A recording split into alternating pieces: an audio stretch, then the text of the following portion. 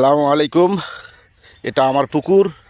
এই পুকুরে দেখতেছেন কচুরিপানা, হ্যাঁ, গাবারটা দেখেন কত সুন্দর। এই পুকুরে আমি মাছ ছাড়ি দিছি 3 বছর হলো। ইনশাআল্লাহ আমি নিয়ত করছি এই সামনে রমজান মাস আমি এই পুকুরে মাছ তুলি বিতরণ করব। এই 3 বছরের যে ফসল সম্পূর্ণ গরিব মানুষদের মাঝে আমি বিলাই দিব। সার প্রয়োগ করতেছি। আজকাল কি যে প্রযুক্তি দেখেন, এই প্রযুক্তির সার দেখেন। এটা এটা সারে দেখেন, এটা 850 টাকা গায়ে লেখা মূল্য। 3 প্যাকেট 6 প্যাকেট।